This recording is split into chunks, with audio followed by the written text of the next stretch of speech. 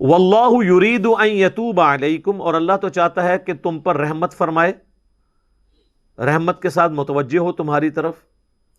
وَيُرِيدُ الَّذِينَ يَتَّبِعُونَ الشَّهَوَاتِ، اور جو لوگ خواہشات نفسانی کی پیروی کرنے والے ہیں ان کی تو خواہش یہ ہے ان تمیلوا میلا عظیما، کہ تم بھی حق سے بالکل منہ موڑ لو اور ان کے راستے کے اوپر آ جاؤ، یعنی جو بے حیائی کا پرچار کرنے والے لوگ ہیں. آج کے ماڈرن دور میں جو بالکل سیکولر ہو چکے ہیں، مسلمانوں میں ہو چاہے کرسچنز کے اندر، وہ شریعت کو اپنے لیے لعنت سمجھتے ہیں. وہ کہتے ہیں پابندی انسان یعنی گلٹ کا شکار ہو جاتا ہے. اب جتنے اس قسم کے جو اسلام چھوڑ گئے ہوئے ہیں یا ایتھیسٹ ہو گئے ہوئے ہیں، عیسائیت کو چھوڑ کے ہو گئے ہوئے ہیں، آپ اگر ان کی ویڈیوز دیکھیں تو وہ بار بار یہی رونا روتے ہیں کہ ہم ہر وقت اسی چکر میں پڑے رہتے ہیں کہ کون سی چیز جائز ہے کون سی ناجائز ہے، اس کی وجہ سے ہم سائیکو پرابلم ہو گیا ہے ہمارے ساتھ. حالانکہ یہ سائیکو پرابلم نہیں ہے، بلکہ ان پابندیوں کے اندر اللہ کی رحمت چھپی ہے ہمارے لیے، اور ہم لاجیکلی اس کے اوپر ڈیبیٹ کر سکتے ہیں. مجھے بتائیں اگر اسلام کا سیکس ڈسپلن نہ ہو تو کیا میاں بیوی کامیاب ازدواجی زندگی گزار سکتے؟ تو انسان کو اللہ نے جانوروں کی طرح تو پیدا نہیں کیا، یہ تو ایک خاندانی نظام کو لے کے چلتا ہے. خاندانی نظام کے لیے یہ ضروری ہے کہ سیکس ڈسپلن ہو. اگر سیکس ڈسپلن نہیں ہوگا خاندانی نظام ٹوٹ پھوٹ کا شکار ہو جائے گا. خاندانی نظام دو چیزوں کے اوپر ہی ڈیپینڈنٹ ہے. جو میاں بیوی کا تعلق ہے وہ کس پہ ہے؟ نمبر 1 سیکس اور نمبر 2 اولاد. انہی دو چیزوں کی وجہ سے میاں بیوی کا تعلق قائم رہتا ہے. ان میں سے ایک بھی معاملہ ڈسٹرب ہو جائے تو علیحدگی ہو جائے گی. تو ظاہر ہے انسانوں نے کوئی جانوروں والی زندگی تو نہیں گزارنی، ایک خاندانی نظام کو لے کے چلنا ہے. جب خاندانی نظام کو لے کے چلنا ہے انہوں نے، تو پھر سیکس ڈسپلن بھی سخت ہوگا اور اس میں کسی قسم کی ٹالرنس نہیں ہوگی. پھر یہ حجاب پردہ یہ ساری کی ساری چیزیں ہوں گی، تو پھر شریعت کی پابندیاں بھی آئیں گی. اگر ایک مرد ایک سے زیادہ عورتوں کی طرف متوجہ ہوگا تو وہ اپنی بیوی کے ساتھ کیسے مخلص ہوگا؟ اور اگر ایک عورت ایک سے زیادہ مردوں کے ساتھ اٹیچ ہو جائے گی تو وہ کیسے مخلص ہوگی؟ یہ خاندانی نظام چل ہی نہیں سکتا. یہ ڈیپینڈنٹ ہے اس کے اوپر کہ میاں بیوی ایک دوسرے کے علاوہ کسی اور کی طرف متوجہ نہ ہو.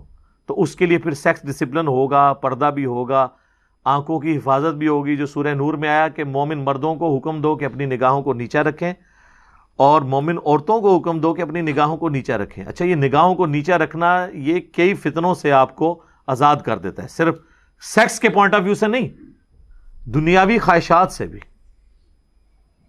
یہ جو لوگوں کو خام خواہ ہر چیز کو دیکھنے کی عادت ہوتی ہے نا، موٹر سائیکل پہ چلتے ہوئے بھی 50 جگہ وہ دیکھ رہے ہوتے ہیں، ٹھیک ہے، لوگوں کی گاڑیوں کو دیکھ رہے ہوتے ہیں، یہ کون سا ماڈل آیا ہے، نمبر پڑھ رہے ہوتے ہیں کیڑے شہر دی ہے، تو بس وہ اسی چکر میں ہی پڑے رہتے ہیں.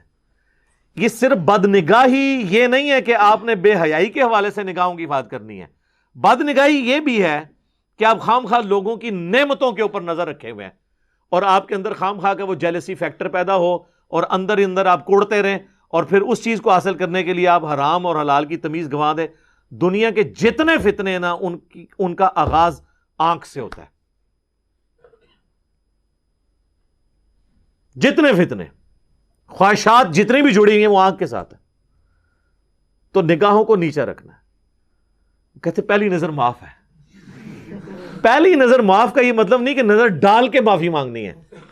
پہلی نظر ہے اچانک اٹھ جانے والی نظر. وہ مسلم شریف کے الفاظ ہیں. مولا علی کہتے ہیں کہ نبی علیہ السلام نے فرمایا کہ مجھے اللہ نے یہ حکم دیا ہے کہ اچانک جو نظر اٹھ جائے میں فوراً نیچی کر لوں. اچانک کا مطلب ہے کہ فوراً اٹھی. لیکن ایک شخص بازار میں جا رہا ہے اور آپ کو پتا یہ آنکھیں اللہ نے ایسی چیز بنائی ہے کہ بڑی دور تک آپ نہ بھی دیکھ رہے ہو آئیڈیا ہو جاتا ہے، اور اس کو پتا چل گیا سامنے سے اسلامی بہنیں آ رہی ہیں.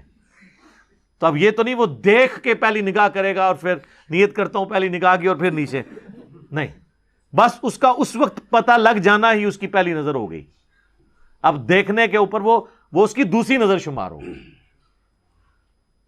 اور جو بندہ نگاہوں کی حفاظت نہیں کرتا میرے بھائی، وہ جتنی مرضی نمازیں پڑھ لے، جتنے مرضی وظائف کر لے، وہ فتنے سے بچ ہی نہیں سکتا، کیونکہ اسلام کی ساری چیزیں جڑی ہوئی ہیں نا، ایک کے ساتھ کو ریلیٹڈ ہے نا.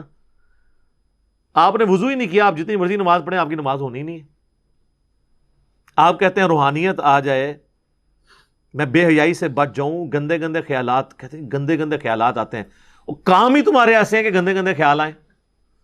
ایسے دوستوں کی صحبت چھوڑ دو، ایسے میگزین پڑھنا چھوڑ دو، ایسی ویڈیوز دیکھنا چھوڑ دو. جب آپ وہ اس ماحول سے ہٹیں گے، خود بخود اندر کی تطہیر شروع ہو جائے گی، اور اس کے لیے پہلی شرط نگاہوں کی حفاظت ہے.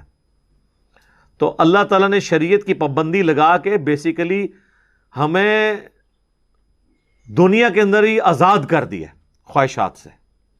ورنہ یقین کریں کتنی عورتوں کے ساتھ آپ نکاح کر لیں گے یا تعلق قائم کر لیں گے، اس کا تو کوئی اینڈ ہی نہیں ہے. اس کا اینڈ یہی ہے کہ اخلاص کے ساتھ میاں بیوی آپس میں بانڈ رکھیں، نگاہوں کی حفاظت کریں، کوئی ایکسٹرا کوئی کسی قسم کا معاملہ سٹارٹ ہی نہ ہو تاکہ آگے معاملات چلیں ہی نہ. لہذا شریعت کی پابندی انسان کے لیے نعمت ہے. میں اکثر نمازوں کے اوقات کے بارے میں سوچتا ہوں کہ اگر نمازوں کے اوقات نہ ہوں تو جانوروں والی زندگی ہے انسان کی. جو لوگ نماز نہیں پڑھتے آپ دیکھیں ان کی کیا حالت ہوتی ہے. ان کو مغرب کے وقت نیند آئی ہے نا، سو گئے ہیں، اب جا کے رات کو 1 بجے آنکھ کھلی ہے، باقی سارے گھر والے سوئے ہوئے ہیں، اب وہ جاگا ہے، اب اس کو لگی ہوئی ہے بھوک، اب جائے گا فریج میں جا کے دیکھے گا، بجلی ہوگی تو چلو اوون میں کچھ گرم کر لے گا، پڑا ہوگا نہیں ہوگا تو وہ کھانے پینے کی طرف سے بھی ڈسٹرب ہوگا. اب رات کو 1 بجے جاگ گیا ہے تو اب نیند بھی نہیں آئے گی، اور فجر کی جیسے ہی اذانیں شروع ہوں گی نیند آ جائے گی. اور جب ناشتے کا وقت ہوگا وہ الٹا پڑا ہوگا، گھر والے ناشتہ کر رہے ہوں گے. تو نمازوں کا اگر ٹائم ٹیبل نہ ہو تو جانوروں والی زندگی ہے آپ کی.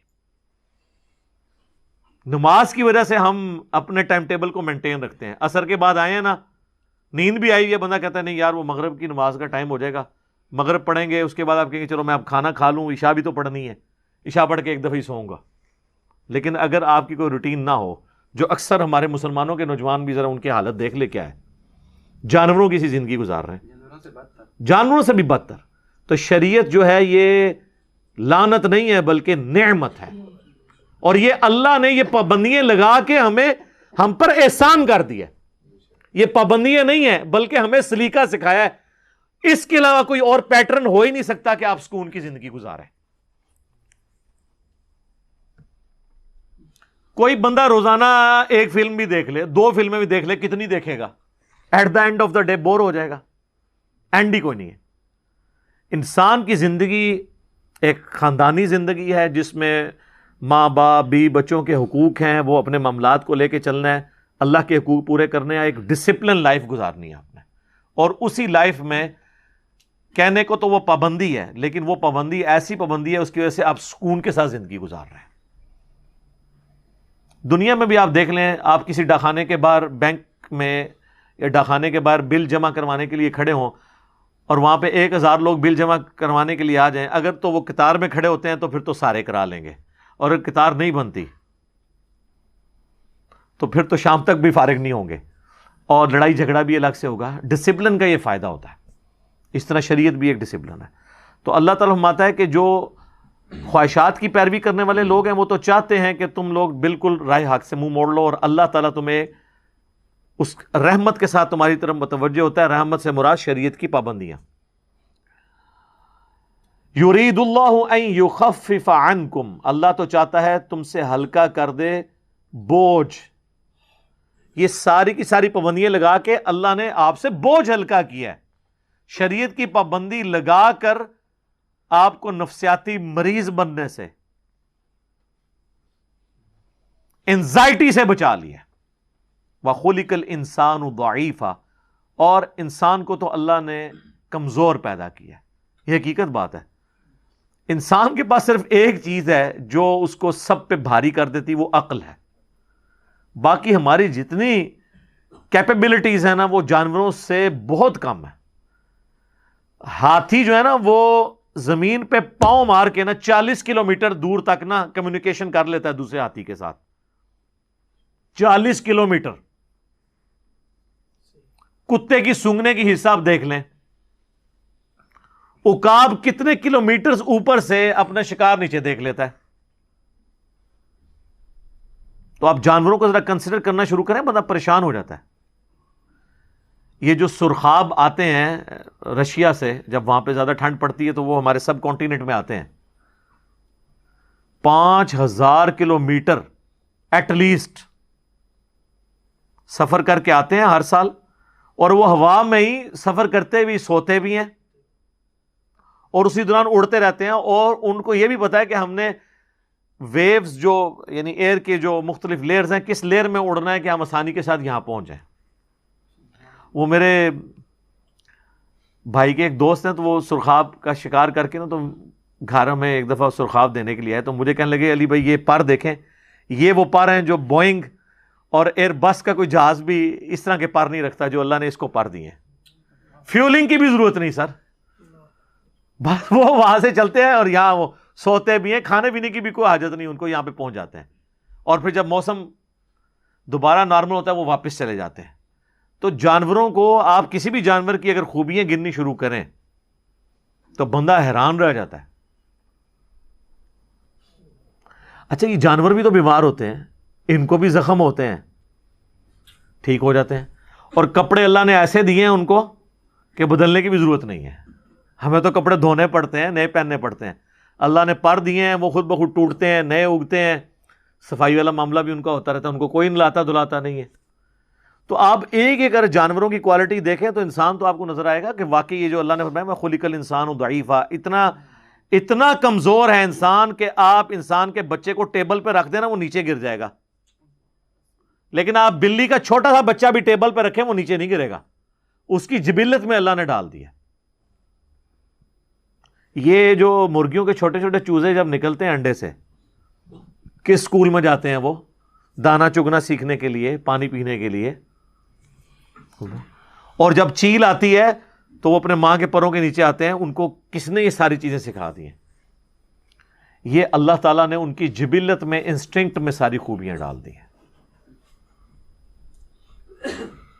اور انسان کو صرف ایک چیز ہے, وہ عقل, جس کی وجہ سے اس نے سب کو قابو کیا ہوا ہے. ادروائز انسان کی اپنی جو کیپیبلٹیز ہیں نا وہ جانوروں کے مقابلے پہ بہت کم ہے. انسان بہت کمزور ہے, جانوروں سے ڈر جاتا ہے. لیکن عقل دیکھیں آپ کے, عقل کی وجہ سے اتنے بڑے بڑے ہاتھی شیر ان کا شکار کر لیتا ہے. اگر ان کے پاس بھی وہی عقل ہو تو زمین پہ انسانوں کو نہ زندہ رہنے دیں.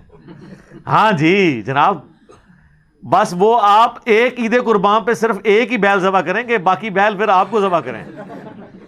ان کے سامنے ذبح ہو رہے ہوتے ہیں, پھر اگلا پکڑ کے آپ لاتے ہیں, ذبح کر دیتے ہیں آپ. ورنہ اگر وہ یہ دیکھ لیں کہ یہ اس کا کیا مطلب ہے جو ان کے ساتھ ہو رہا ہے, ہمارے ساتھ بھی ہونا ہے, تو آپ بیل میں جتنی طاقت ہے آپ اس کو گرا سکتے ہیں اگلے بیل کو. انسان اپنی عقل کی وجہ سے چل رہا ہے لیکن ہے کمزور.